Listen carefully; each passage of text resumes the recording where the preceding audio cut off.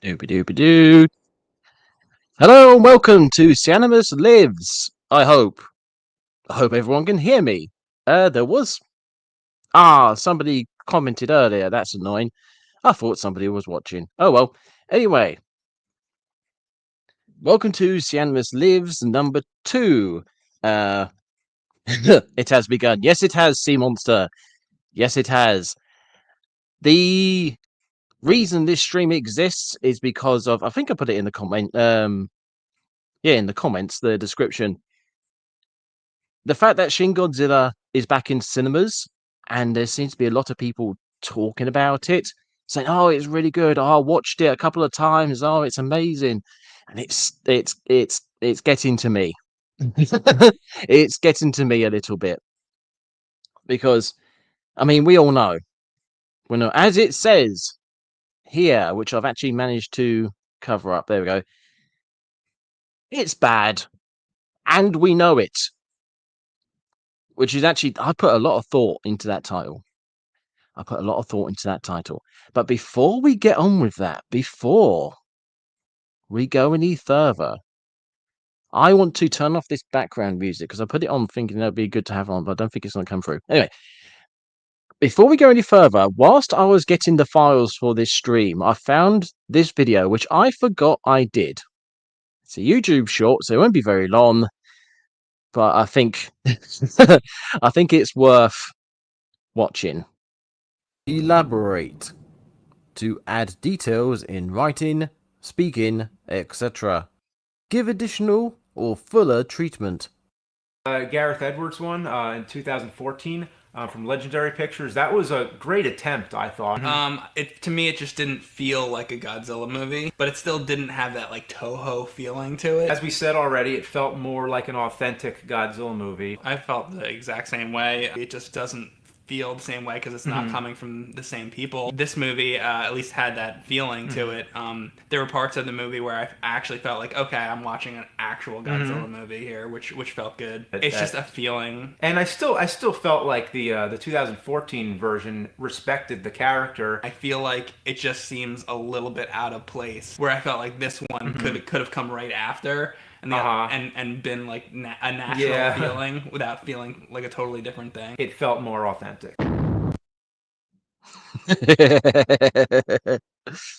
I was just watching that back. I was just like, that is the absolute perfect representation of everything to do with Shin Godzilla. And yeah, because a lot of people like to talk about, oh, it's representative of this, oh, it's thematic of that, etc., etc. But that's not what I'm going to be talking about. Well, not initially. That's not what we're going to start with. Because, themes are very difficult to talk about. Feelings are very difficult to substantiate. What we need is some hard, solid, definitive evidence. Sorry, I was going a bit sexual there. We're not going there yet. We need something that we can get a hold of, get to grips with, and really feel. I'm going to stop now. We need to talk about actual problems with the film, not themes, not feelings, not characters. And the best thing I think to start with in regards to that we all know this, by the way. We all know that this scene is bad. If you've watched Shin Godzilla and you've watched this scene and you've thought to yourself, this is fine, you're lying to yourself.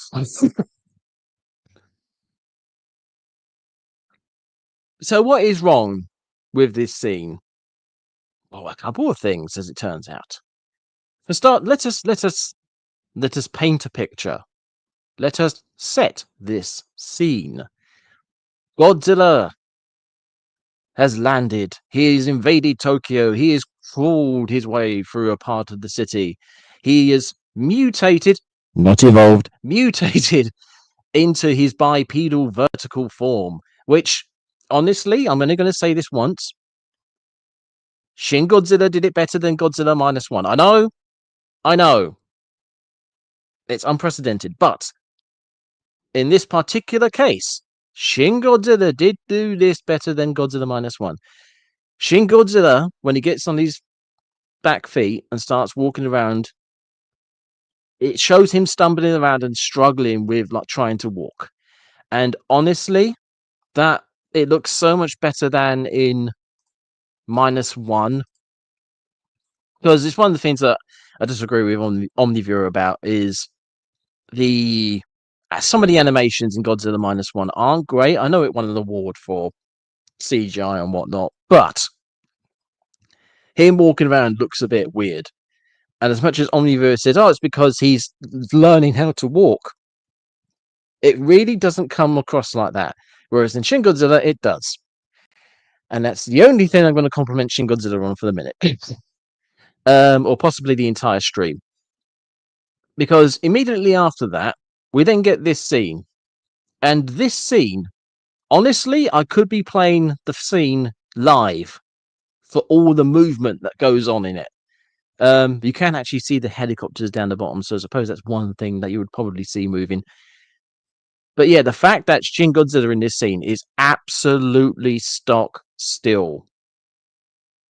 Like, not moving.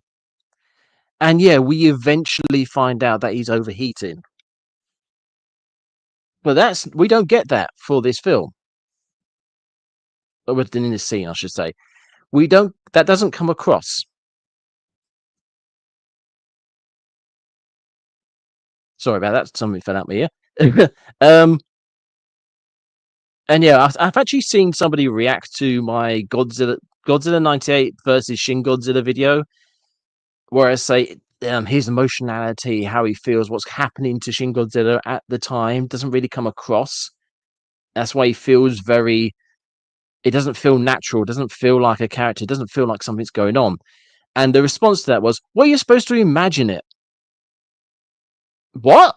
No? The film is supposed to be presenting what's going on. It's not supposed to be... This isn't the 1920s where the director's behind the camera telling the actor live, right then and then, how to feel. No, the film is supposed to be presenting that to you. And it doesn't. And it really doesn't here. Shin is just standing there like a statue. Which is the first problem. And the first tell as to why this scene is as bad as it is. Because the reason he's standing still is so these two people can be in danger. Where? And yeah. And again, the fact that Shin Godzilla shows this clip, and it's a second long, if I remember right. It's a 1 second clip of these two people walking across this railway. And it's like, oh no, some people are in danger. Where are they?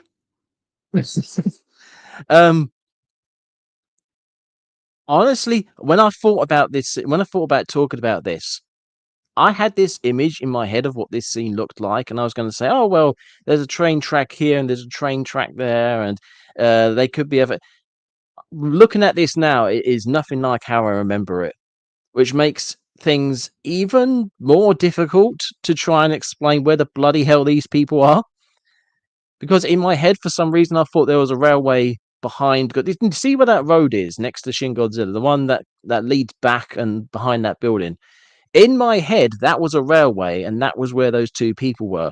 But looking at it now, it really doesn't. Which just brings up the question of, where the hell are these people? Which it's a big question. It's a really big question, because these two people basically cause Godzilla to survive this encounter. So that is a big issue. And yet the film goes out of its way to not let us know where these people are, to let us know how in danger they are. And that really irks me. And not only does it irk me, it causes a huge problem. Civilian ex machina. Thanks, Omni. just because you just don't know where the hell they are, you don't know how much danger they're in, which then makes the Prime Minister's decision to not attack really confusing, because the film is trying to tell you, yeah, the Prime Minister not attacking is a really bad thing to do here.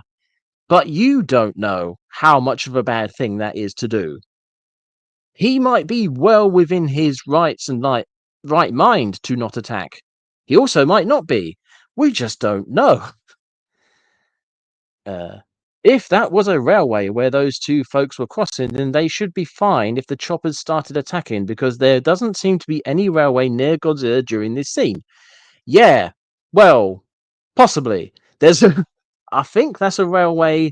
There's that tall building on the right, and next to it, it looks like that's a railway. I think. It's kind of hard to tell, but then it goes underground. But that railway that they're walking across isn't underground. This is what I mean. It's so difficult trying to figure out where they are.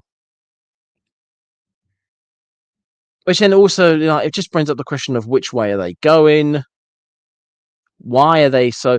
Everybody else, leading up to this scene, everybody else has been evacuated. There is nobody in this shot except for the helicopters. So why are there still two people here? The more you think about it, the more this becomes an issue.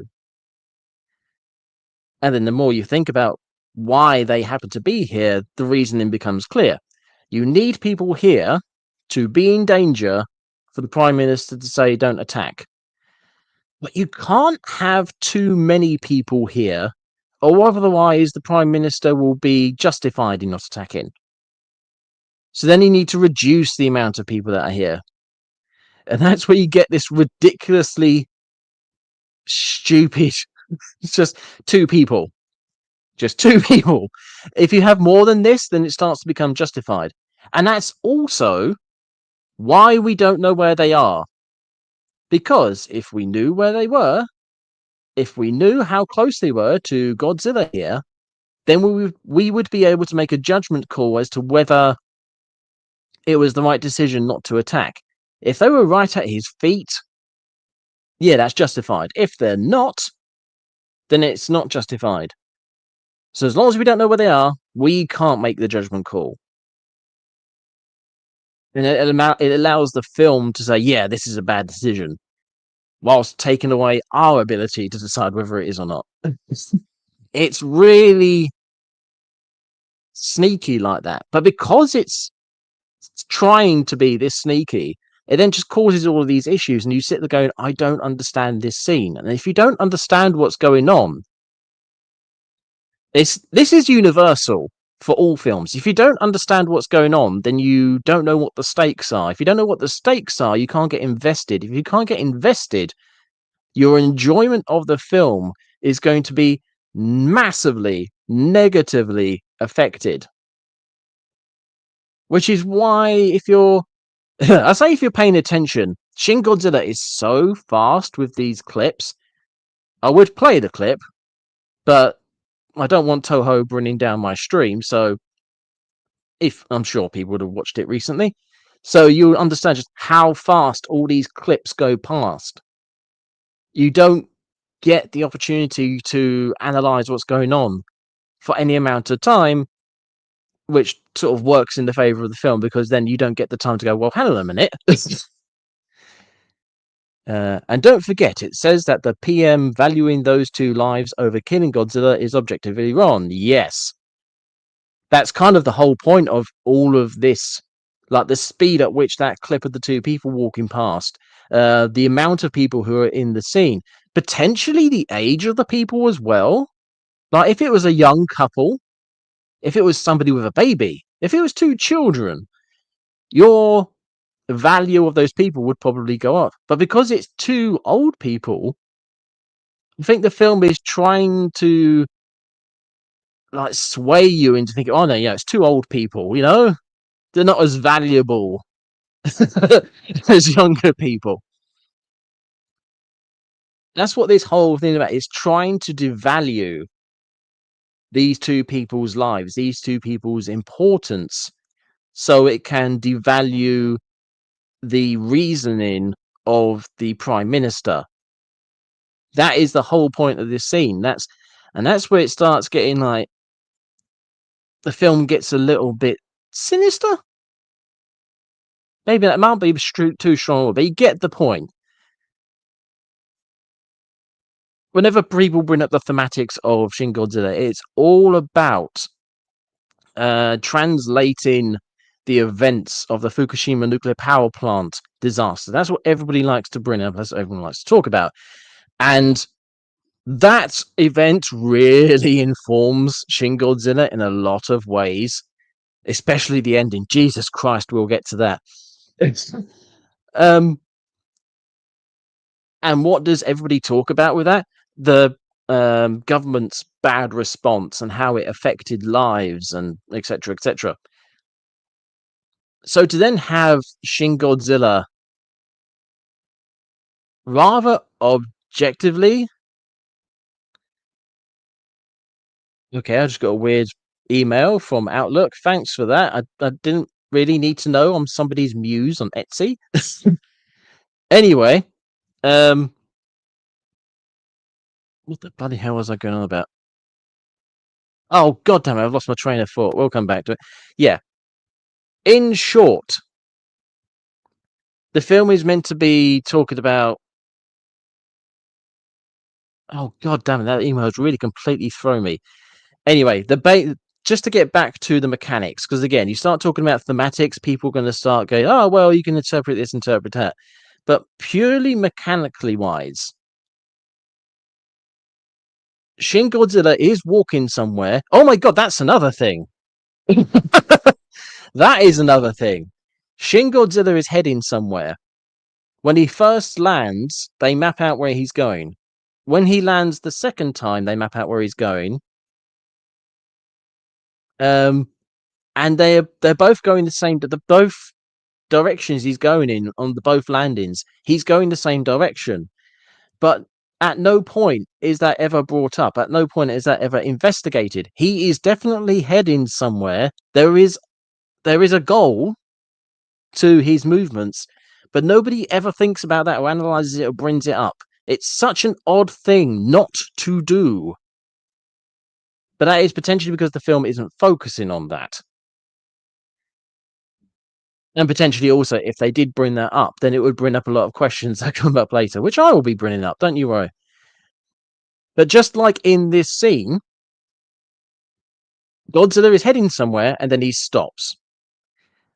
Many minutes go by and then he goes, oh, I feel a bit hot. I'm going to go back to the sea. But what's he doing in that time? Why is he just standing there staring like a moron at these helicopters? And it's purely because he needs to stand still so these two people can be in danger, even though we don't actually know how close these two people are to him, so we don't know how much danger there actually are. But he needs to stand still, because if he doesn't stand still, the speed at which he moves, it would have taken him miles away from these two people. They would no longer be in danger, and then he could be attacked. You see what I mean? He has to stop so those people can be in danger, and those people have to be in this scene on their own to then justify the Prime Minister not making the right decision. If so many things don't work in this scene, and they all don't work to make the film's point work. You see what I mean? There's a lot of mechanical issues that don't make sense until you have the mindset of, well, the film's trying to make this point. At which point they do make sense, which is wrong. Again, I'm going to put this bloody headphone down. It keeps popping out of my ear. But yeah, this is something that everybody who watches this film should notice. All he does is walk. Yeah. I can't believe they actually brought that up in the film. That's hilarious.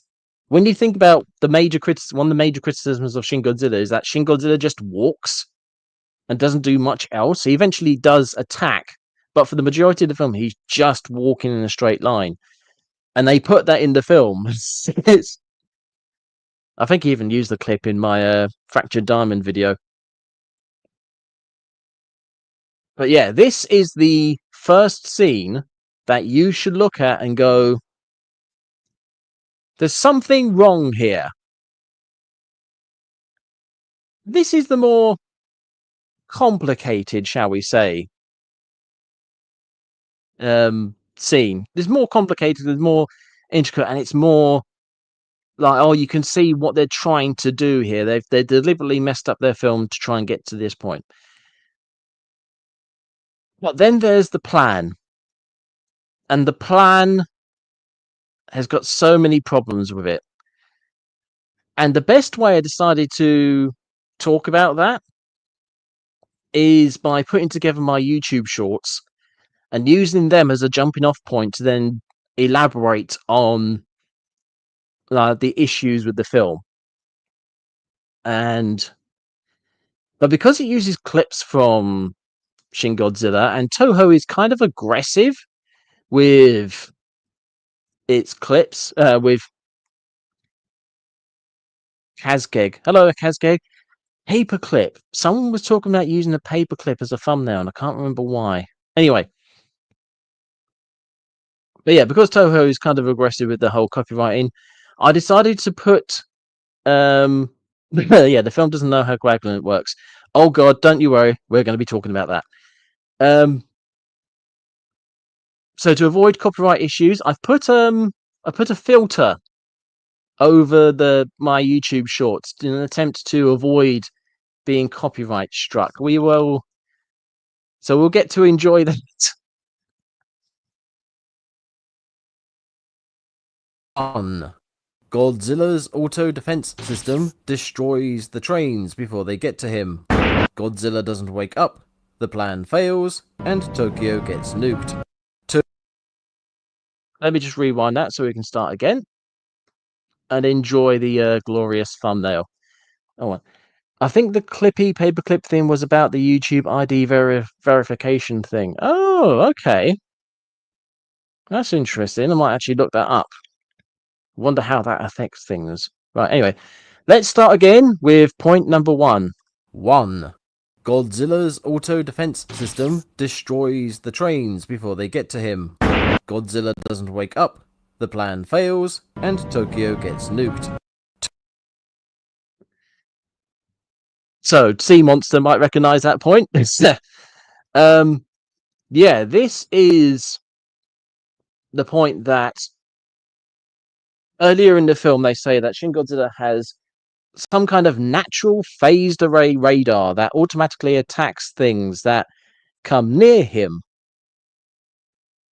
They point that out in the film.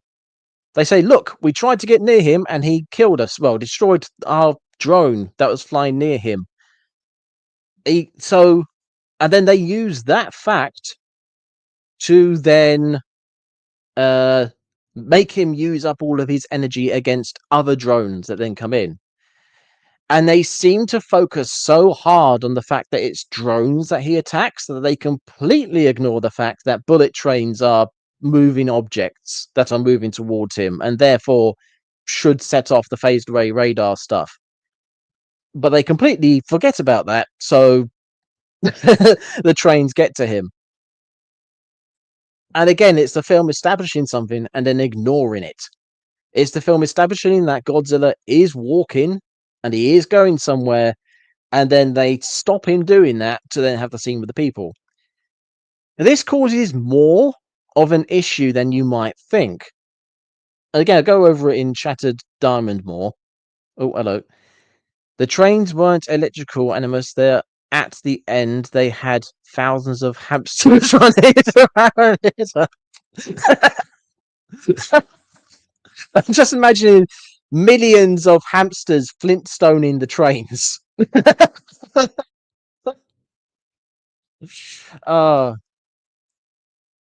The film shot itself in the foot by including that scene with the drone getting shot down by Godzilla's radar and never realized it or ignored it. Yeah, basically.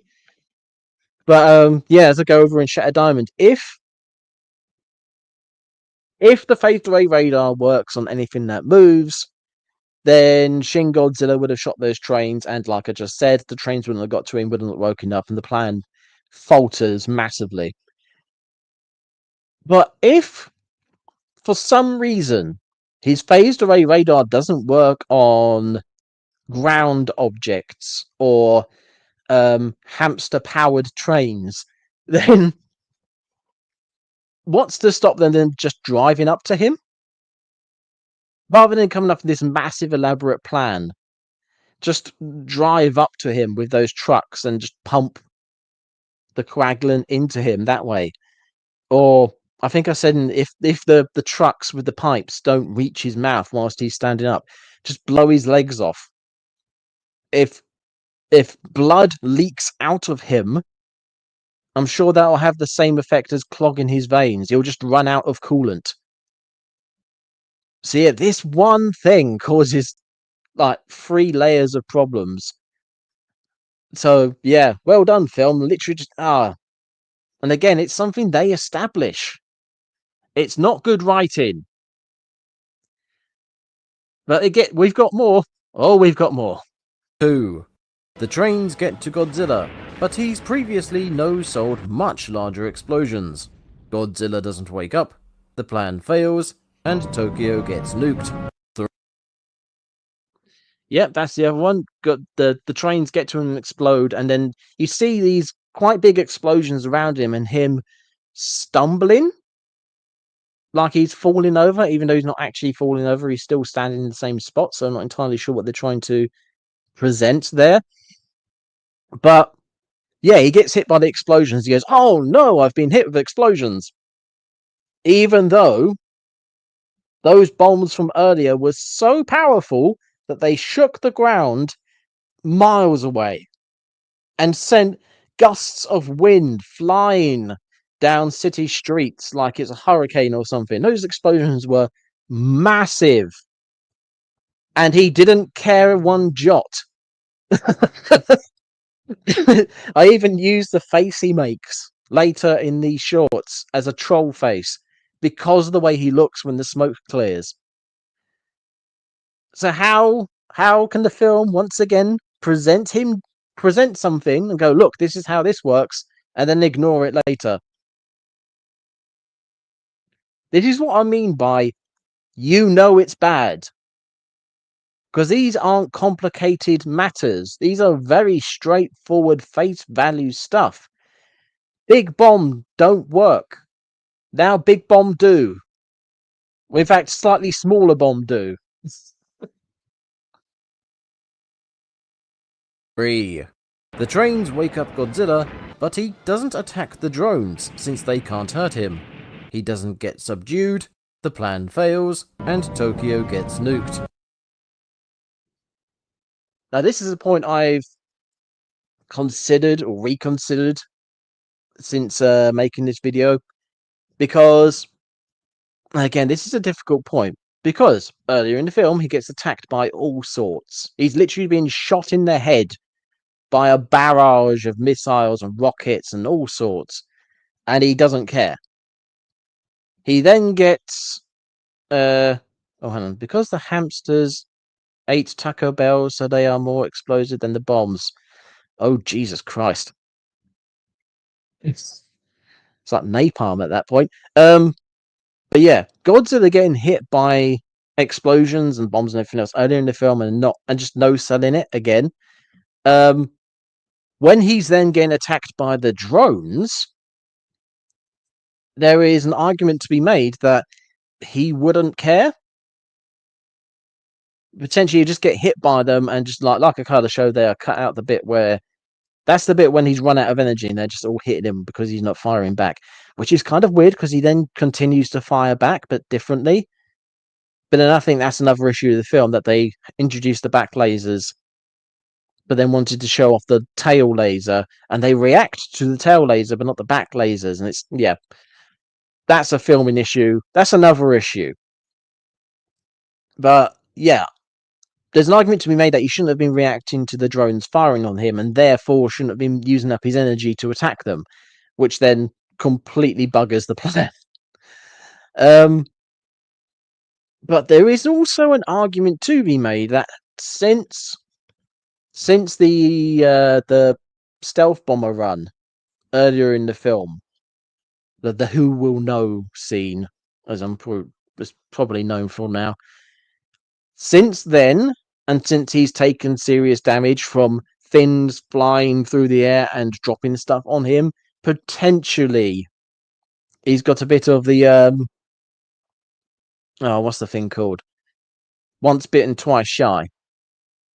Maybe now he's got a bit defensive about that sort of stuff. So maybe there might be an argument here to say, yeah, okay, maybe he should shoot the drones. But I argue that there is also an argument that he wouldn't either. So I'm keeping this point. 4. Godzilla attacks the drones, but the military runs out of drones before Godzilla runs out of energy. He doesn't get subdued, the plan fails, and Tokyo gets nuked. This actually goes into a greater point that the film, once again, kind of messes up. This might be down to no, it can't be. It really can't be. I was going to say it's down to editing issues, but there is no way, shape, or form this is an editing issue. When they are finally setting up the plan, once the nerds have worked out how the plan's going to work, they talk with the military, and the military say, okay, we've come up with the plan. It's a 5-step plan. Then we have Kyoko. Then we're told that the Americans have backed out. The Americans have gone away, and they are going to. Oh no, that the Americans going away and planning to nuke Tokyo comes before the plan. I think. I'd have to rewatch the film again to double check that.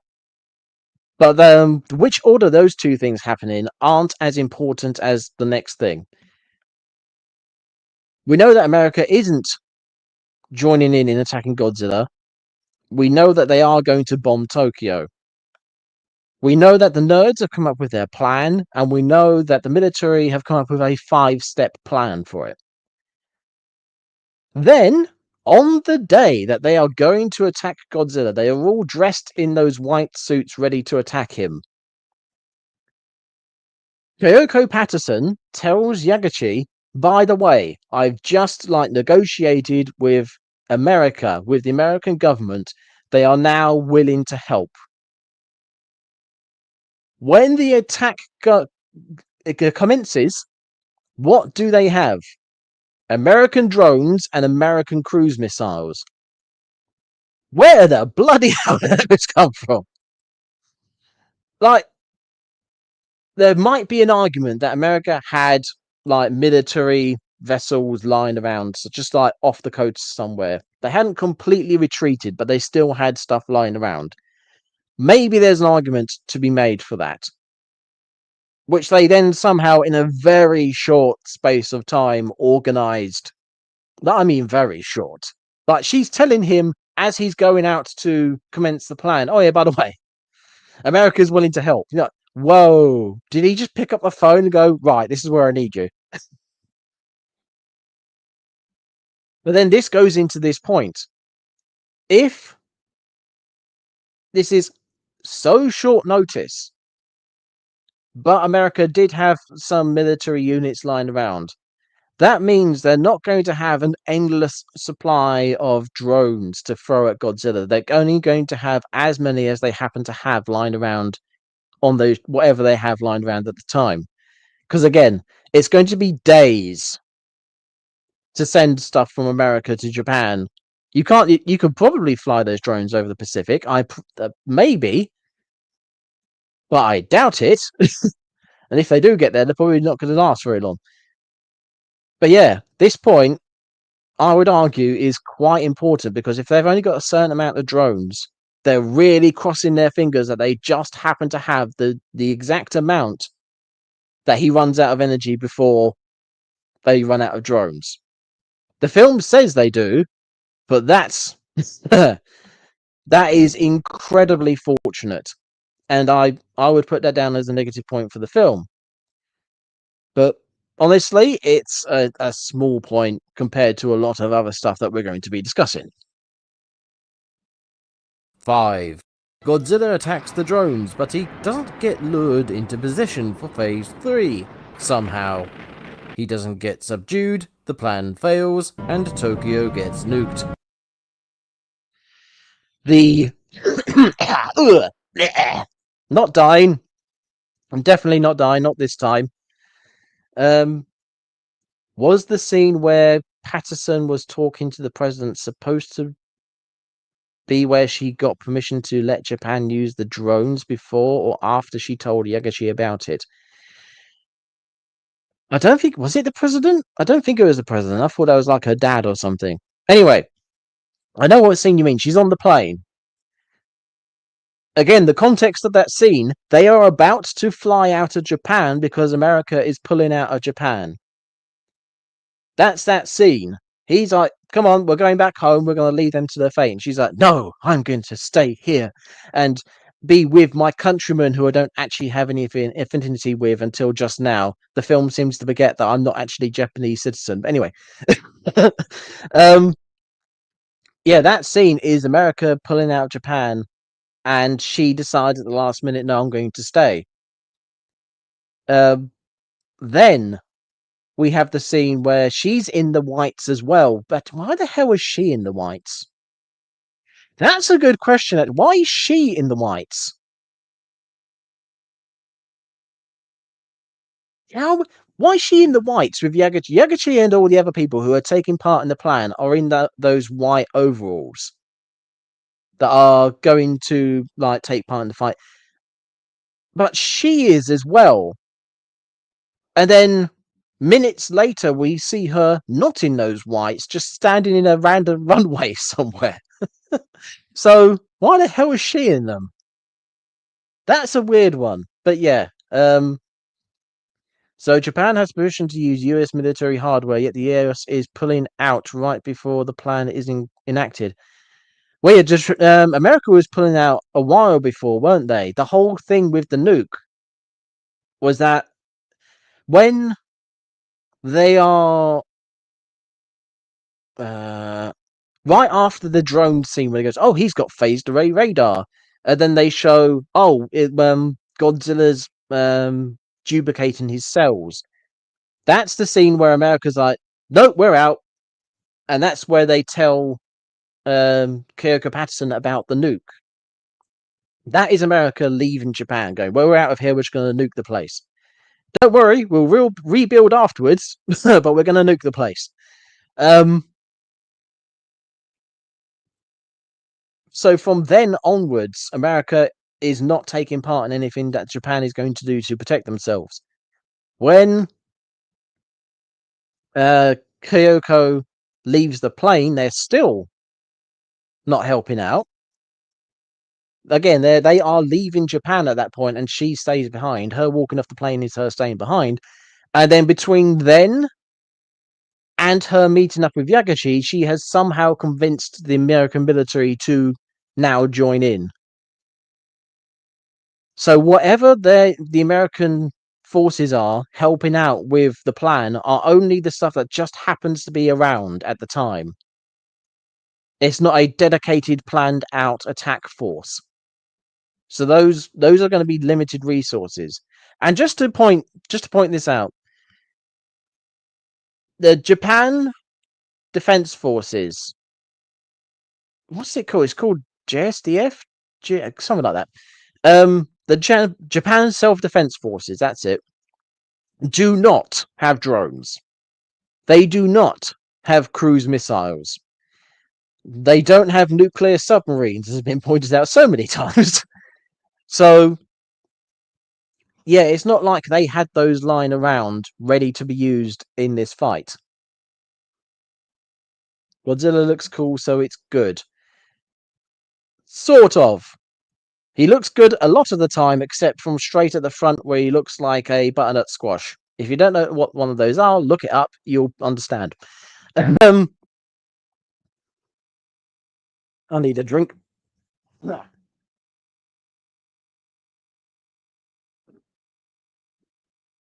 That's actually reminded me of another point.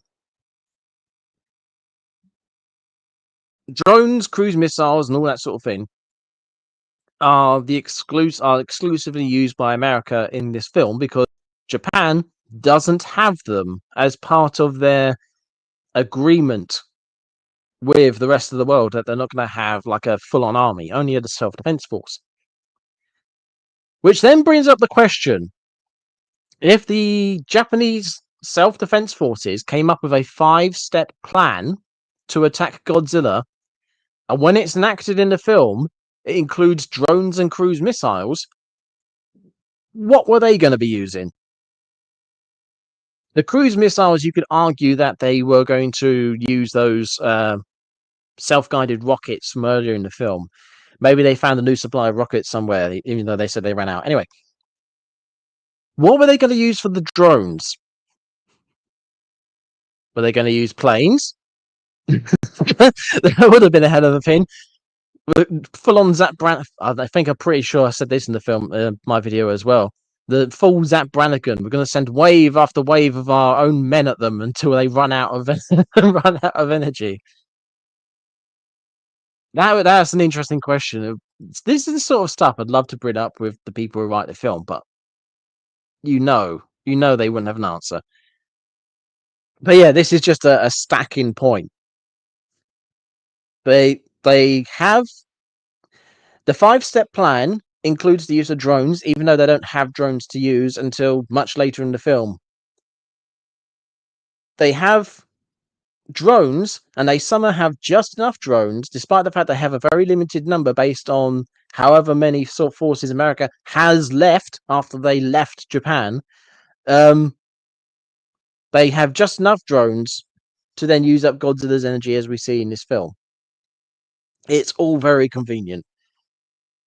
I can't actually remember what the hell plan fails and took, because that wasn't the point we were talking. Doesn't get subdued. Go back a little bit. Godzilla attacks the drones, but he doesn't get lured into position for phase 3. Somehow, he doesn't get subdued, the plan fails, and Tokyo gets nuked. Oh, it wasn't even that point. Oh god, it's that one. So, Godzilla moving around the station is a huge issue. At some point, when they run out of drones, or when the Godzilla finally runs out of energy, in the film, again, when you play the film goes fast. So fast when you're watching it that you don't get the time to fully accept what's going on, to fully like work out what the hell is going on. So when you're watching it bit by bit, you then realize there's some really dodgy stuff here, including Godzilla randomly teleporting into the corner of the station. Like, he's standing somewhere in the middle of it, spinning round, shooting at the drones and everything, and then suddenly he's over in the corner. This 100-meter tall, stupidly heavy, and stupidly slow giant monster suddenly teleports into the corner of the station where he needs to be. That is a problem in and of itself. But then you have, how the hell did they lure him there? They say in the films, like, target lured to next junction, or whatever it is they say. How? How did they lure him there? Nothing they did suggests that they were moving him. There's nothing from earlier in the film that suggests that he could be lured or moved around. How? They just say that he is. And because everything's going by so fast, we just accept that that's a thing. But yeah, this is a hell of a point as well. And actually more of a point once I get to a later number in this video, but we'll get there. 6. Godzilla is lured into position for phase 3, but he no-sells the buildings. See number 2. He doesn't get subdued, the plan fails, and Tokyo gets nuked. This is just a building up from the last, from point 2, like I said earlier, hit massive explosions that cause huge amount of damage, and he just no-sells it, just stands there. When you then get those buildings dropping on him, it's very arguable that he would just stand there and have the building drop on him, and then he'd be like, well, that was annoying. Anyway. 7. Godzilla is knocked down by the buildings, but they work too well, and he's stuck inside the station. The pump trucks can't get to him, the plan fails, and Tokyo gets nuked. This is actually another... This goes in the opposite direction of... The film says, yes, the buildings definitely land on him, knock him down. Okay, cool. He then teleports back to his feet. Like, if you watch really closely, I've noticed this afterwards, annoyingly. If you watch really closely, the model for Godzilla actually follows the bottom of the camera up. So where the camera's looking at him buried in the rubble, the camera moves up, and then at the very edge of the screen, you see Godzilla's body just float up with the camera, and when the camera pans back down, he's standing up. It's like, oh, okay. Once again, this very large and very slow moving monster suddenly moves like he's made of helium. And also doesn't disturb the rubble that he was buried under. Which again, that is a huge risky move on the part of the people making this plan, is that we're going to throw buildings on him that will then put him into position for the lorries to get to him. And you're like, how do you know that it's going to knock him that way? Oh, it definitely will, don't you worry. Even though when you watch the film, no sense of logic says that he should be knocked the way that he's knocked. He should either A, no-sell the buildings, or B, be buried under them where he was, as you saw in that clip just now. If I rewind it. Tokyo gets... Nope, a bit further. The pump... No, that bit. Well. Yeah, here. As you can see through Hitomi Tanaka's tits here. Where those buildings fall on him, there we go. He should just be buried there, which is inside the station, the opposite side of those buildings. The lorries won't get to him. The plan's buggered. But the film says no, he does get out from underneath these buildings. Which again is another problem of, if he can get out of those buildings, why does he not get up from the other buildings? Is it just so happens that they use just enough force? Again, so convenient, incredibly convenient. That it uses just enough. It's hard to see with all the low opacity stuff. Yeah, again, I'm trying not to get caught by Toho, but...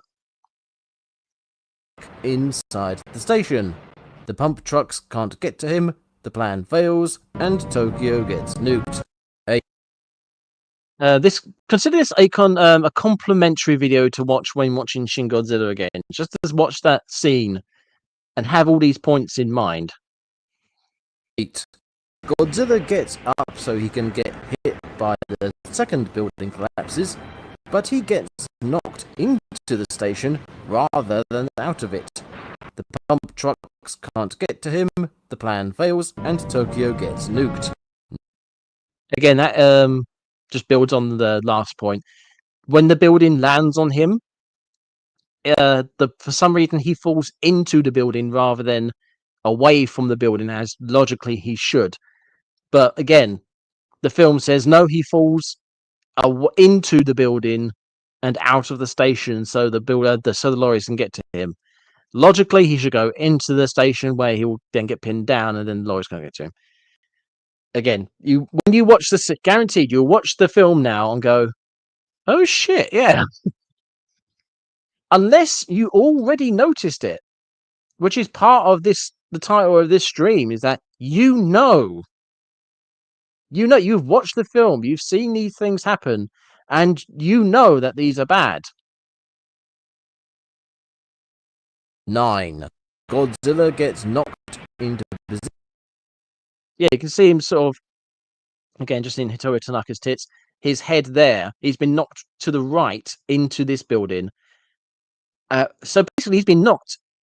One building has been knocked left onto him, and then he's fallen right into that building, and then into a second building. That makes absolutely no sense. But yeah, I've just talked over my own point. I'm very good. Godzilla gets knocked into position, only for him to get up before he can be killed. But instead of walking back on himself, he continues forward on his journey. The second set of trains don't knock him down, the plan fails, and Tokyo gets nuked. That part of the plan with the buildings relies heavily on things lining up precisely as our heroes need them to, despite the overwhelming amounts of variables that could compromise the plan. Yes. There is so much coincidence and happenstance and just breaks in logic, reason, and physics for all of that to happen. But so much of it is just Godzilla gets lured into this corner. How exactly? He just does. Godzilla gets knocked in this specific direction from this building landing on him from the same direction. How does that work? He just does. That's the whole end of this film. It just works, okay? And yeah, that bit what I just pointed out here is actually related to the thing I was talking about earlier with Godzilla's direction. We see in the film, again, the film presents it. It shows it on screen for us to look at. Godzilla is moving in a specific direction. His first landing is going in a certain direction, and then his second landing follows the same direction. He's going somewhere. Where is he going? We never know. So because this is actually a problem with the Who Will Know scene, because he spins around all over the place. So it's not entirely clear which direction he was pointing when he walked into the station. Was he still walking in the same direction? Was he not? Can't really tell. Potentially, it's a problem with that scene as well, that if he's pointed in the wrong direction when he stumbles into the station, he's now walking in the wrong direction again. And then it goes into... Then we go into this scene where he gets up and starts walking back on himself. So either the problem is he was walking in the wrong direction when he entered the station, which then makes this entire setup wrong, or he is now walking back on himself, which then makes this part of the plan wrong. Any which way you look at it, this is wrong.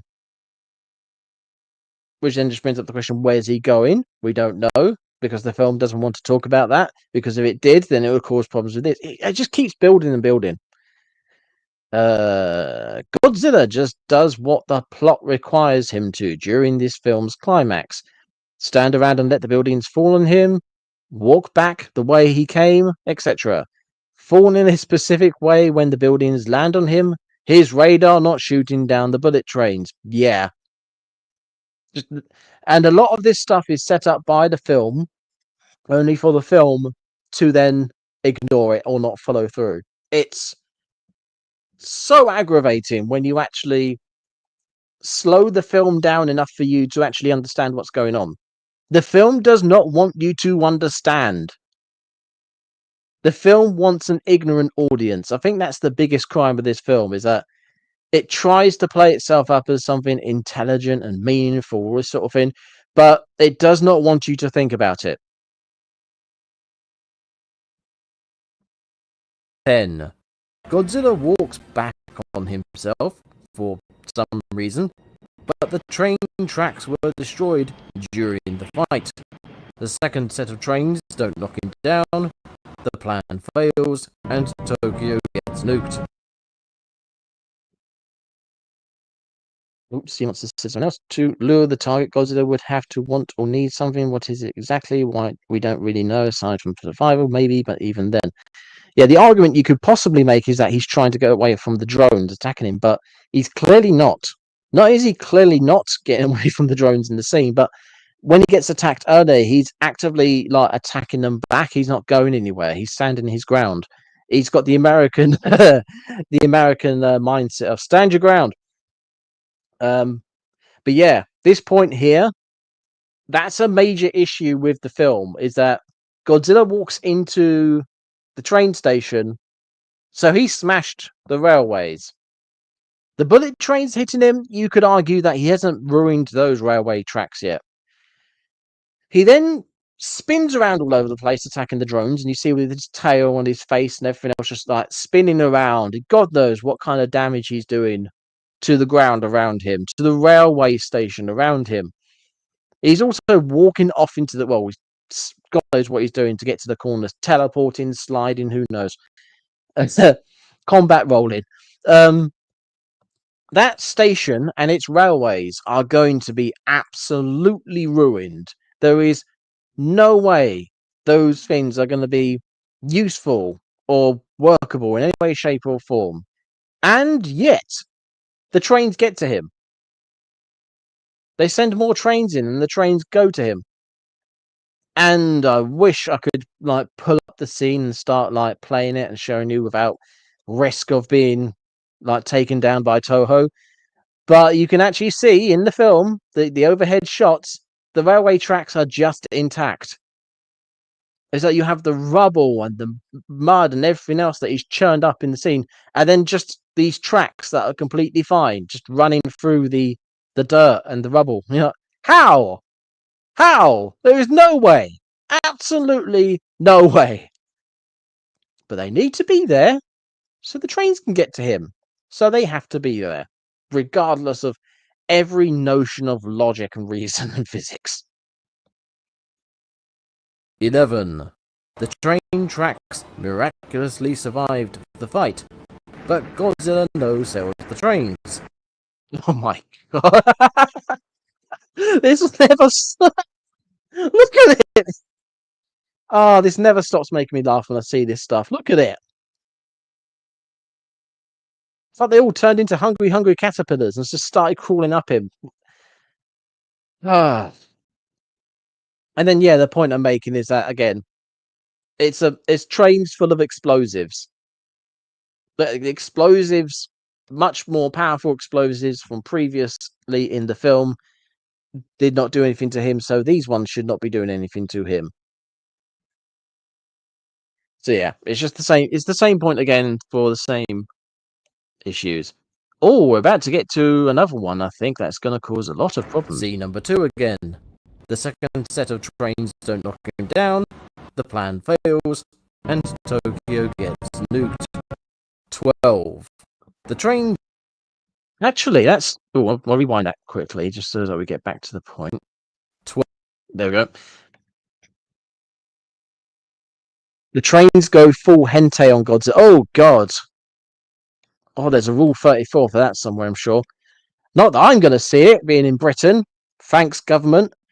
Oh, what was I going to say? Oh, that was the thing. One of the things, well, probably the biggest thing that I think caused this whole final scene to go as badly as it is now going, I reckon the director or the writer. I come in and just see Jugs, epic stream. Yeah, this is my I edited in Hitomi Tanaka over the top of my shorts video to sort of like fend off Toho.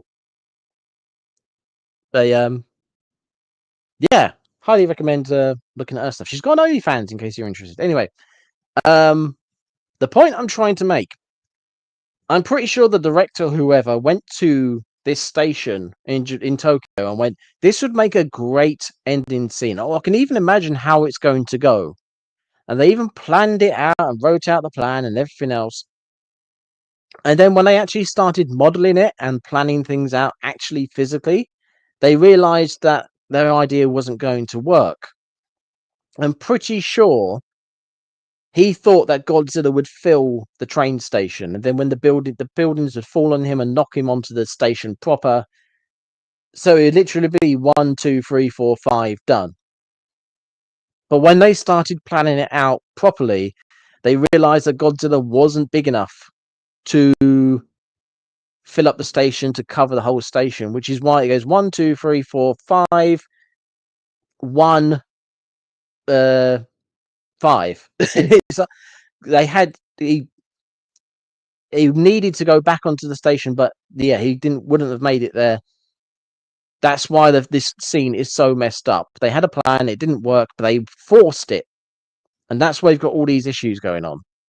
Well, some of the issues going on. That's why you get more trains coming in after that scene. That's why the railways have to still be there, even though he's trampled over them, so you can have more trains to then do this to him again. Yeah. Then that's why the buildings make him fall the wrong way, because logically, the buildings should have made him fall into the station. And if the director, whoever it was who decided to have this scene, was correct in the proportions, those buildings would have knocked Godzilla onto the station, like where he finally ends up. But because he got his scales wrong, he wouldn't have reached it. That's why he fell the wrong way. That's my reasoning behind it anyway. But yeah, on to the next point. 12. The trains knock Godzilla down, but the area is covered in debris. The pump trucks can't get to him, the plan fails, and Tokyo gets nuked. That's actually a much bigger problem than I originally thought it was. I'm not even sure I mentioned it in Fractured Diamond. Godzilla, previously in the Who Will Know scene, just burnt Tokyo. He spun around, he burnt buildings left, right, and center in a fire tidal wave that just spread throughout the city around him. He lasered down buildings left, right, and center. We see in this scene that there are buildings that have been cut up and knocked down all around this area. Those roads should be buggered beyond comprehension. The scene earlier in the film where you have like the cabinet is looking at where Godzilla has been through, and it's just covered in debris and whatnot. That is like 10% of what the roads around that station should look like. So the fact that those roads are clear enough to have all those lorries turn up is insane. I think it's also very interesting that those lorries turn up. Oh my god, that's actually a problem I didn't think of. Maybe I did, I just don't remember pulling it up. The lorries turn up on the other side of the station when the building's not Shin Godzilla down, because that's where they planned for him to be. Which makes more sense, because those roads would theoretically be clear. Because if his fire had actually hit the station and the station was still intact, then that would have blocked it from going on the other side of the station, so those roads theoretically would be clear. But then he gets up, wanders over, and they go, oh no, throw more stuff at him. Oh, he's knocked him over again. Those lorries, like again, they teleport into the scene. They're on the other side of the station. Those lorries get buggered, and then more just turn up. And they happen to have enough, like, coagulant again, which is again another problem anyway. So not only do we have those lorries just happening to be on that side of the station where they weren't planning for him to be, but they also have access to that area despite the incredible amount of debris and damage that should be in that area, blocking them from getting there. And no, they wouldn't have had time to clear it all. Either during the battle or before. Because again, phased array radar is knocking things, this is shooting things. They would not have been able to get anywhere near close enough to that area to clear the roads. So for that, yeah, it's buggered. And again, if they could actually get that close to him, if he wasn't shooting stuff on the ground and they could actually get that close to him to clear the roads, they could get close enough to him to do all sorts of things, including blowing his balls off. Oh my god, the issues with this scene are legion, and they actually like knock back on themselves. It's like Star Wars: The Last Jedi. That film didn't just like destroy itself. The explosion went backwards into the Force Awakens and forwards into the Last Jedi. No, it's not Last Jedi. The Rise of the Skywalker. It blows forwards into that film. It's an explosion that blasts everything around it. And that's exactly what stuff like all these points are. They don't just affect the points that you're making; they also affect other points. 13. The plan works, and Godzilla is pumped full of blood coagulant, but the nerd's guesswork was wrong, and the coagulant does nothing. Godzilla survives, and Tokyo gets nuked. And that's another thing. It's the domino effect. Yeah, that's another way of explaining it. So I have an explosion that knocks everything around it, or it's a domino effect where one thing knocks into another thing, knocks into another thing. And this point is a perfect example. All of the plan works, and they get Godzilla down, and they pump him full of the coagulant. You're like, okay, cool. How do we know it works? Well, the film says it does. But if you logic it out, how did we get to that point where they decided that coagulant needed to be pumped into him? I'm going to leave you with that for a second whilst I have a drink.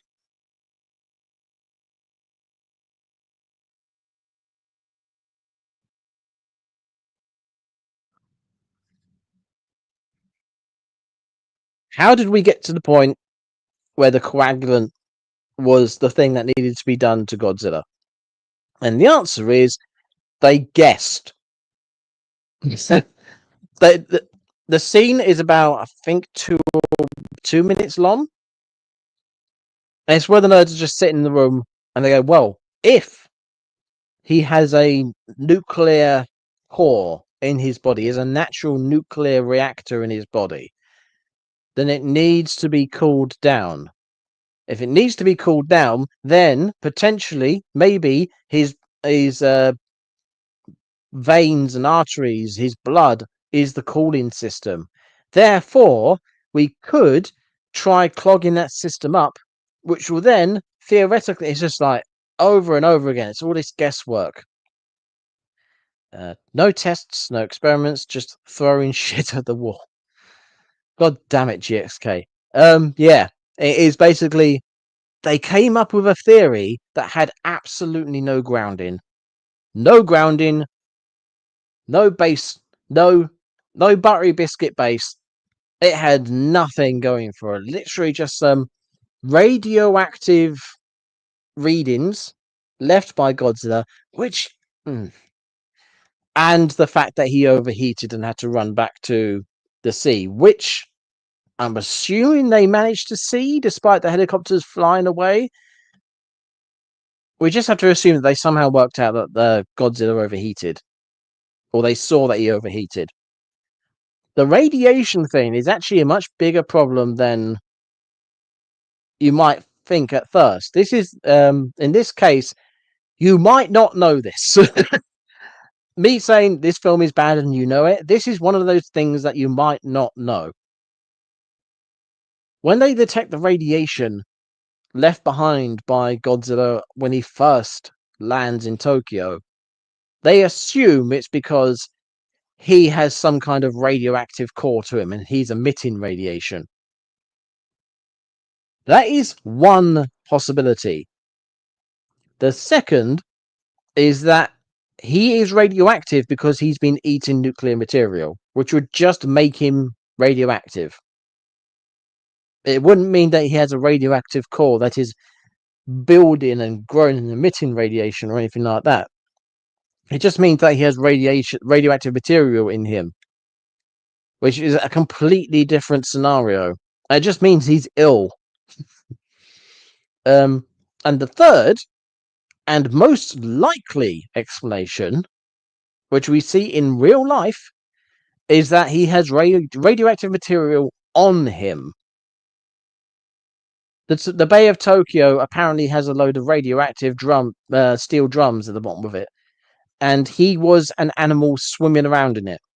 So there is quite a high possibility that he's just covered in radioactive material, dust, particles, whatever, which he's then like leaving behind as he's walking around.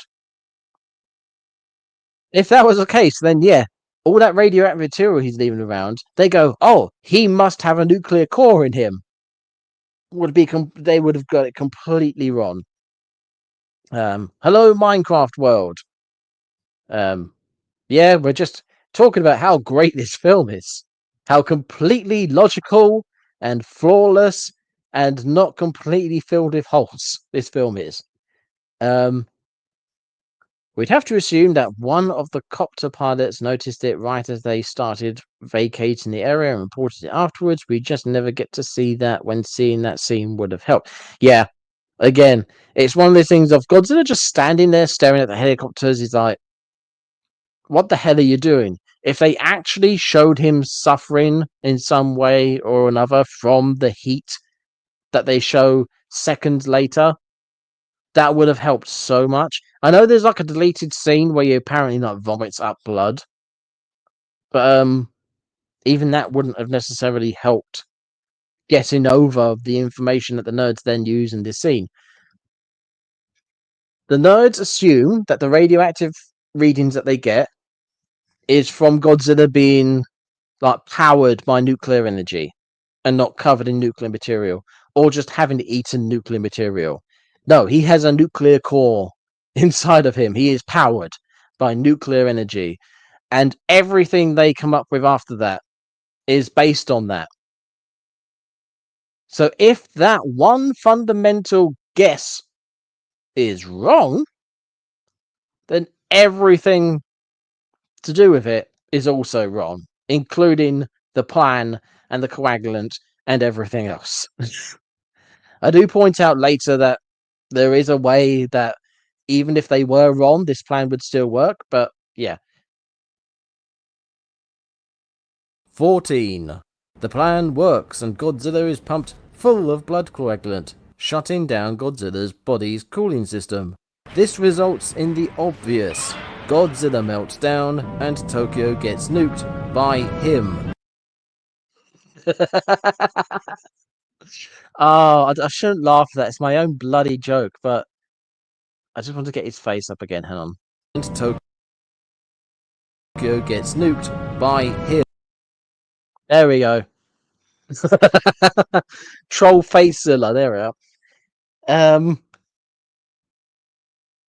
We're talking about one of the best Godzilla films ever made, folks. A film that forgot about Godzilla having a radar while he's in sleep mode that utterly breaks the plot. Yep. A film that doesn't know how coagulant works. Yeah. This whole point here is that they say, and this is where the whole themes of Shin Godzilla really kick in as well. For anybody who says, "Oh, it's a really good film because themes," the whole film is inspired by the Fukushima nuclear power plant disaster. Well, the earthquake and the tidal wave, and then the power plant. That's all one thing that inspires this film. And the big thing about the Fukushima nuclear power plant disaster is that the cooling system broke. According to a documentary dramatization I watched, they were turning it off and on as per their procedure for earthquakes. I'm not entirely sure, can't remember exactly why, but part of their procedure is that they have to turn the cooling system on and off because they might overcool the power plant and they might need it for like all sorts. But during all that, they turned it off. The power then went out and they couldn't turn it back on. So the cooling system was off and the power plant overheated. That's what happened in real life. So for the film to then say, what we're going to do is turn off his cooling system to then make him not overheat, so then turn off his power plant, nuclear core. It's like, do you Do you actually understand anything that happened with Fukushima? If you turn off his body's cooling system, he will overheat. That is just such a fundamental. You don't even need to understand or know anything about the disaster. Hot thing needs to be kept cool. If you get rid of the thing that's cooling it, hot thing will get hot. it's so basic, and yet, in the film, not only does turning cold thing off make hot thing cold, it freezes to near like absolute zero. It's ridiculous. It's such a fundamental, like, you don't understand anything at that point. It's such a, oh god. And I think again that's one of those things of when you're watching the film and you see Godzilla freeze, that's not something we need a massive amount of understanding for. That is just, what the hell just happened? That doesn't make any sense.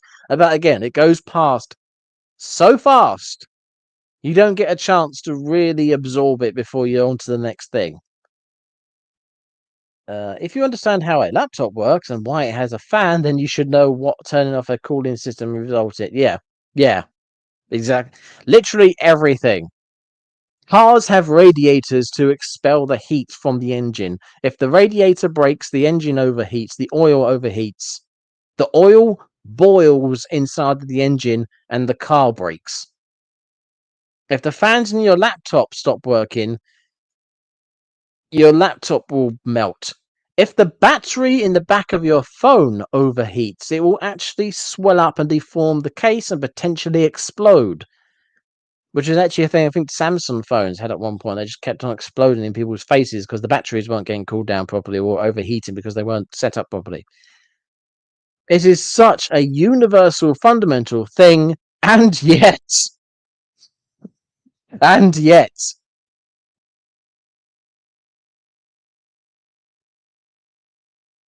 of course, then it could just be that they don't know what the word coagulant means.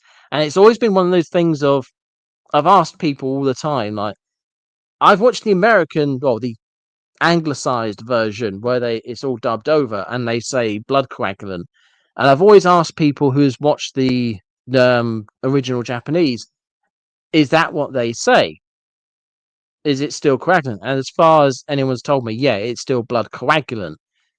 So it's not a case of they've badly translated something. It's not a case of they mean liquid nitrogen or something. No, it is actually blood coagulant, which means maybe they just don't understand what coagulant is or does. Shin Godzilla, why are you so bad? And we've still got points. 15. The plan works and Godzilla is killed, but the radiation he let off is as bad as it should be. Tokyo becomes a nuclear graveyard, and Rando Yaguchi goes to prison for life. 16. I do like that point. Just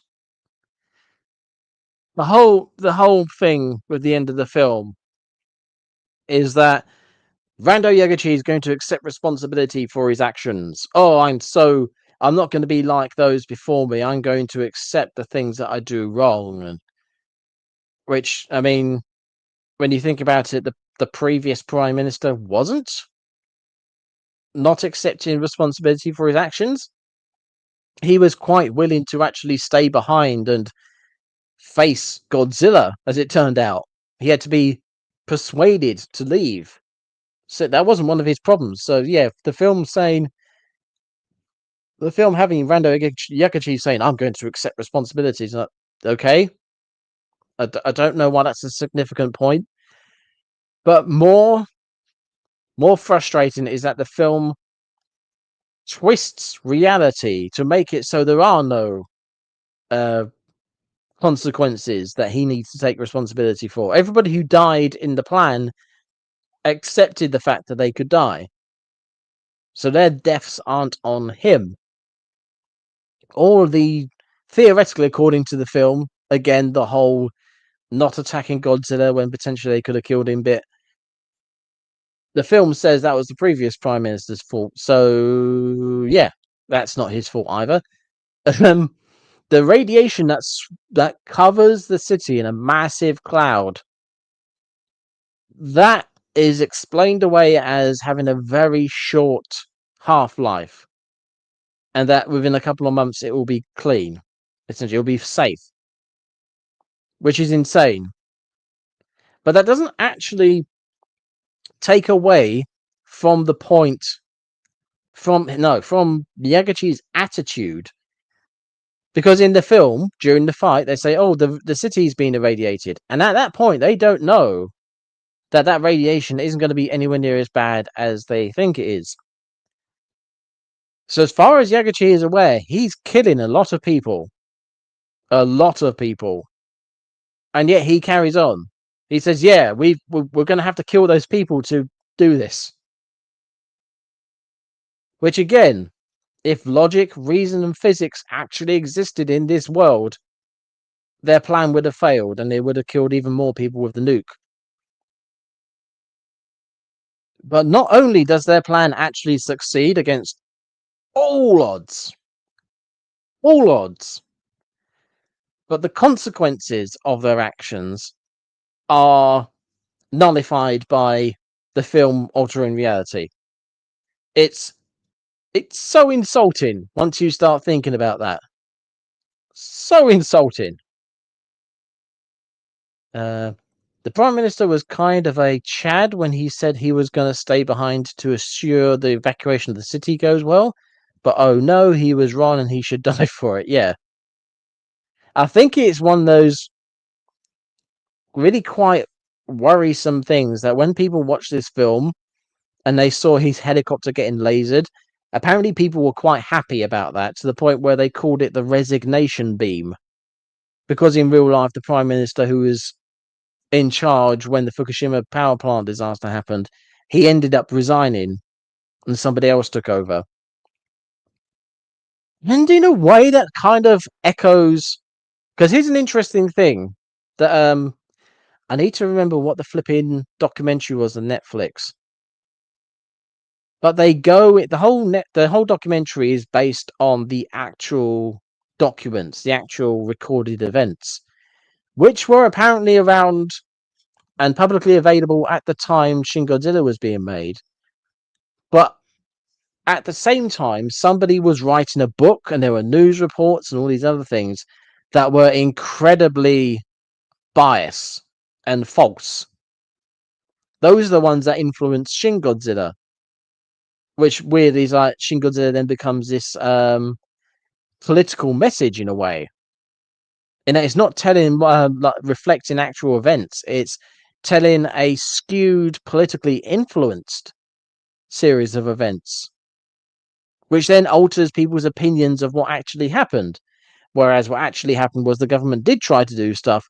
They just had things set up badly. And it's not a case of, oh, it's the politics. They made decisions that that negatively affected things. It was they were a government that was set up when things were good, and then when things went bad, they just didn't have things in place to deal with it.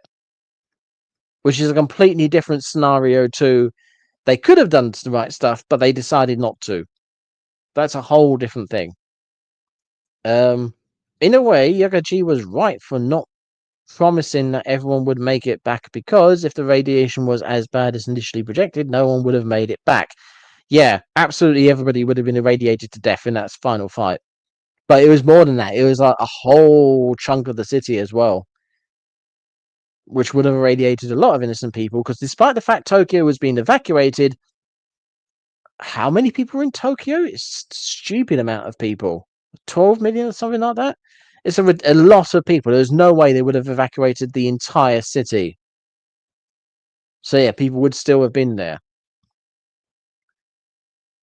Which is not an argument you can use for earlier in the film, because they were just getting rid of a small section of the city.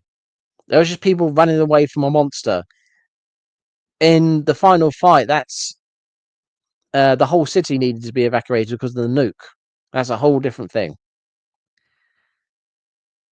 What the hell was I talking about?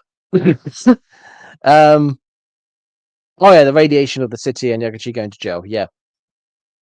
Yeah, this film should not have ended as happily as it did, but again, it altered everything to make it so.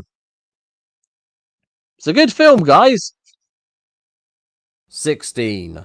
The plan works, but takes a little longer to kill Godzilla than expected, giving him those vital extra minutes to spawn offspring.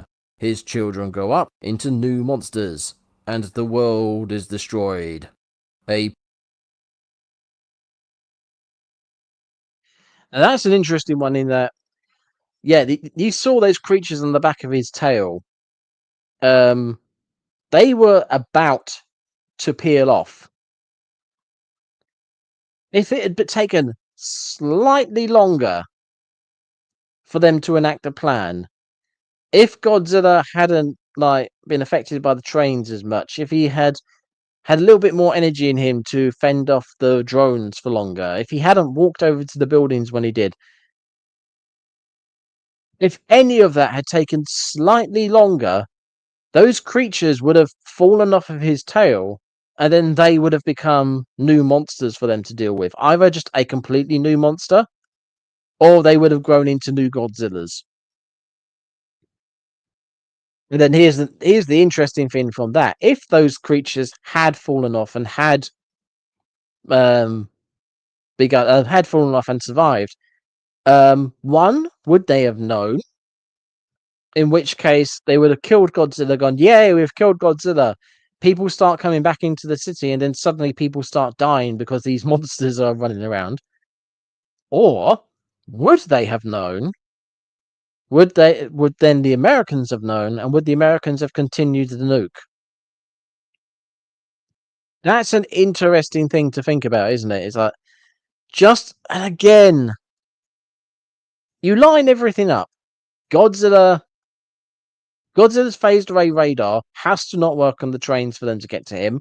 The explosions have to wake him up despite him not being affected by much larger explosions earlier in the film. He has to retaliate to the drones. There have to be enough drones for him to use up all of his energy on them. He has to move into that corner of the station so the buildings can fall in. The buildings need to be able to knock him down, but knock him down in such a way that he can get back up and be hit by the other buildings. Those buildings need to be able to knock him against all physics in the opposite direction that they should have, so the lorries can get to him. The railway tracks need to survive. He needs to land on the station.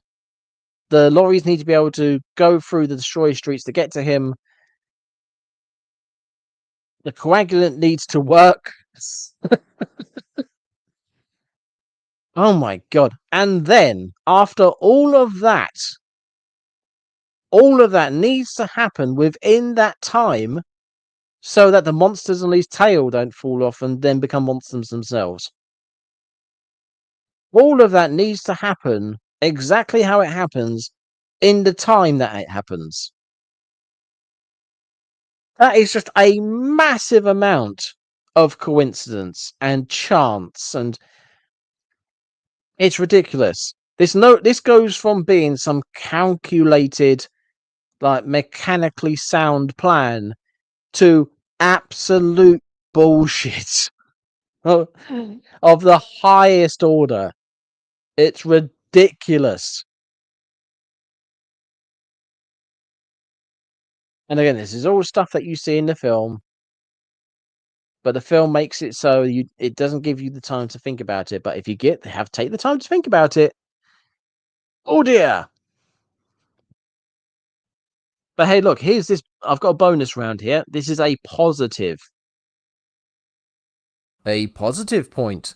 The plan works, and the nerds were wrong about how Godzilla works, but he's still an animal. The blood coagulant gives him cardiac arrest, Godzilla dies, and Tokyo survives. Yeah, that is actually something that I thought about when they were talking about blood coagulant, because blood coagulant would just clog your veins. And if it clogs your veins, it will stop your heart. Or it'll make your heart try to beat, and then it can't, like, it'll basically explode your heart, and it will kill you. So yeah, theoretically, even though they were completely wrong about everything else, if the blood coagulant, if they actually got the blood coagulant into him, and he was still an animal that worked like an animal, he would have just had a heart attack and died. Which is actually one of the more insane things to think about. That's how they could have actually ended the film, and I would have loved them for it, because that would have been hilarious. So Shin Godzilla really is like GXK, where it gets worse and worse the more you think about it. That's actually a thing with a lot of films that you don't like. When I watch Godzilla Killing the Monsters, there's usually something else that pops up that makes me go, oh, I didn't notice that before. That's really good. And with stuff like GXK, GVK, or any film or TV series that you don't like, you'll watch it again and you'll see something else that you don't like. And I think that's just the way your inclinations. Potentially, if I actually liked GXK, I might go do the same thing as I do with God King of the Monsters. I'll go, oh, I like that bit. Oh, I like that bit. But it's because of your inclination. In this case, this isn't an inclination of, oh, I am making myself hate the film. No, the film is bad. That's why I don't like it. So, and because I don't like it, I'm then looking for more. I'm now aware of things that are bad with it, and so I've got an eye open for more things. It's a very weird thing to explain. I do realize, but because you know it's bad, you've got an eye out for things being bad, so you will notice more things that are bad with it. Yes, I'm not great at psychologically. I'm not great at explaining psychological stuff, but yeah, it's kind of like the Cinemassacre thing earlier. Is that because he feels that the film is good, he'll just think it's good. So your video, Sea Monster, your video on the champagne argument, his champagne argument is balls, absolute balls. But because he thinks it's good, he doesn't understand or doesn't notice the flaws in it. But because we know it's bad, and because we understand that it's bad, we look at it and we can poke holes in it and explain why it's bad. Exact same thing with Shin Godzilla. You watch the film through once and you go, oh, this is a good film. I like that. Oh, I kind of like this thing here. Oh, this interpretation here is actually how it is balls. Yes. Watching Shin Godzilla through once is how I came to the Goromaki conclusion, which, for those who don't know, I thought Goromaki sacrificed himself to whatever creature, potentially the frilled shark, but whatever creature was in Tokyo Bay that he discovered. Because of the fact that he leaves his shoes in the boat, like a lot of people leave their shoes by the seaside when they go for a swim, or at the pool, just neatly puts his shoes down to then dive into the water. I interpreted that as he sacrificed himself to the creature in the sea to then turn into Godzilla. So the Godzilla we see is actually a animal-human hybrid, a homunculus, a monstrosity, which kind of fits into the themes of Godzilla as a franchise, just like the human monster. Humanity creates its monsters, and here we have a very straightforward man creating a monster thing. So in that regards, I think the film was quite well, although a lot of people don't interpret that, and a lot of people don't accept that. Well, it does explain a lot of things, like the fact that Godzilla doesn't show a lot of emotions most of the time because he's being flash-mech'd across the city. And it does explain the fact that he is going somewhere. He has got a goal in mind, but he gets overrided, I suppose you could say, by the animal part. So when Goro Maki's like consciousness or essence or whatever it is controlling him, he's very stalwart and stoic and statuesque. But when he overheats, he starts roaring and almost slithering back to the sea. And then when he gets attacked, he starts roaring and firing all his lasers all over the place in a manic display. Those are very animalistic. But it does cause problems, as I've pointed out here a couple of times, like his direction of movement and if it's stuff like that. But and this is that's a very interesting thing to point out. I liked the film initially, so I looked at it and started noticing good things. But then the more I looked at it, I then realized that there were some bad things about it, and then my opinion massively changed. And then suddenly I just started seeing all these bad points of it. So it's not a case of if you like something, you're only ever going to see the good points of it. It's a case of your opinion does skew your perception of it. But if something is bad and you are being honest with your analysis, you will notice the bad things, you will accept the bad things, and then your perception will skew the other way and you will start noticing the bad things. Which is why when I've watched King of the Monsters, despite the criticisms that have been brought up against it, which quite a few of which I don't actually think are actually justified in any way, shape, or form, but despite that, despite having the bad things, hearing the bad things about King of the Monsters, I still see good things in it because I still see it as a good film.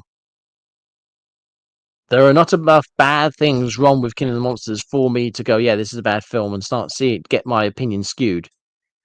My opinion is very much that it's a good film, and I still see good things in it. Shin Godzilla, on the other hand, not so much.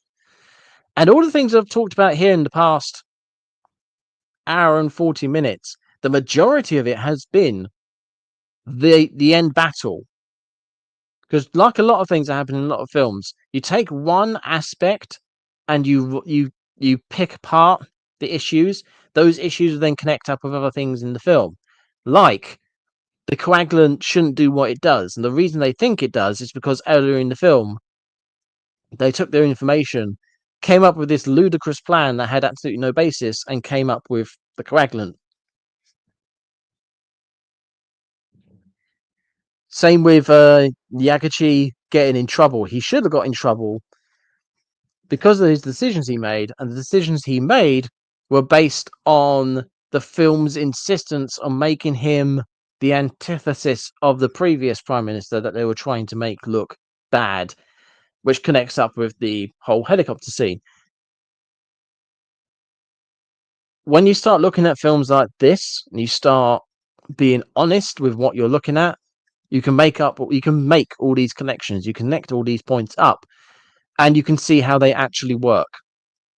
Which is why I think Omniviewer's thesis on Shin Godzilla being anti-human, like really anti-humanist. Godzilla films are anti-humanist to an extent, not pointing out the bad things that humanity does. But this film is really anti-human to the point of, yeah, it's perfectly acceptable that we should be fine killing people for the sake of like getting these plans to work. That's not normally how films do it, but sure. But yeah, it has been an hour and 40 minutes. I was thinking of making these streams an hour long. I've apparently just completely skipped that, but never mind. But yeah, I think I've made my point. Anyone who still thinks Shin Godzilla is good after this stream, I'd be very interested to hear how they think it is. And yeah, I mean, Fractured Diamond is still out there. If anybody here does want to convince somebody that this film is bad, my YouTube shorts are still there. The shorts that I've just shown in this stream are there to be shown. So feel free to link those to people and go, watch these. If you still think the film is good afterwards, please tell me how. But yeah, actually, you know what? I'm gonna play this whole thing again just to end the stream. Then once it's done, have you seen the fan arts I sent you? Potentially.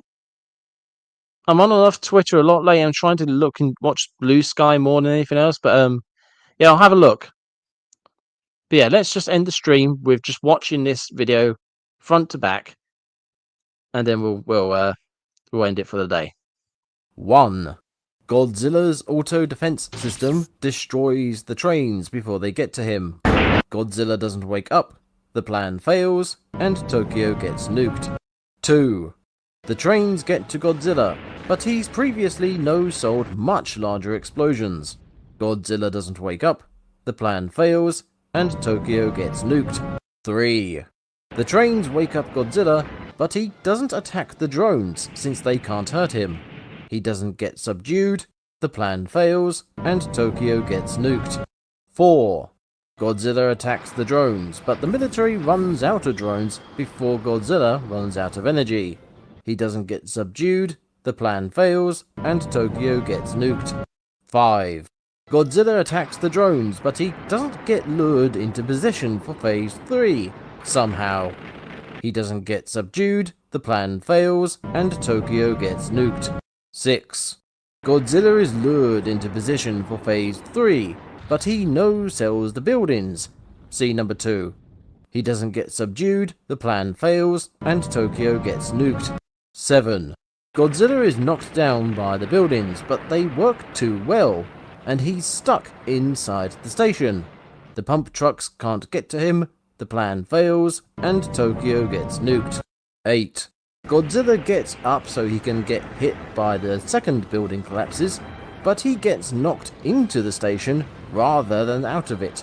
The pump trucks can't get to him, the plan fails, and Tokyo gets nuked. 9. Godzilla gets knocked into position only for him to get up before he can be killed, but instead of walking back on himself, he continues forward on his journey.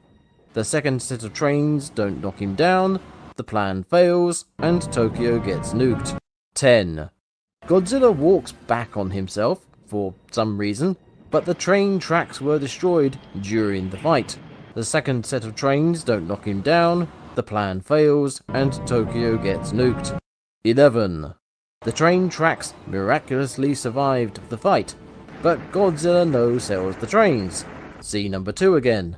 The second set of trains don't knock him down, the plan fails, and Tokyo gets nuked. 12. The trains knock Godzilla down, but the area is covered in debris. The pump trucks can't get to him, the plan fails, and Tokyo gets nuked. 13. The plan works, and Godzilla is pumped full of blood coagulant, but the nerd's guesswork was wrong, and the coagulant does nothing. Godzilla survives, and Tokyo gets nuked. 14. The plan works, and Godzilla is pumped full of blood coagulant, shutting down Godzilla's body's cooling system. This results in the obvious. Godzilla melts down, and Tokyo gets nuked by him. 15. The plan works, and Godzilla is killed, but the radiation he let off is as bad as it should be. Tokyo becomes a nuclear graveyard, and Rando Yaguchi goes to prison for life. 16. The plan works, but takes a little longer to kill Godzilla than expected, giving him those vital extra minutes to spawn offspring. His children grow up into new monsters, and the world is destroyed. A positive point. The plan works, and the nerds were wrong about how Godzilla works, but he's still an animal. The blood coagulant gives him cardiac arrest, Godzilla dies, and Tokyo survives.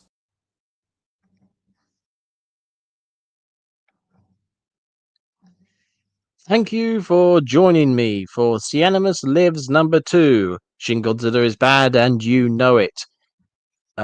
Feel free to share this with everybody who thinks this film is good, and I hope you have a good rest of your week. however many hours you have left, depending on your time zones, you weird people. Anyway, yes. Thanks, Sea Monster. Who was the model? I think I've missed the context of that. Anyway, yes. Last but not least, thank you for watching.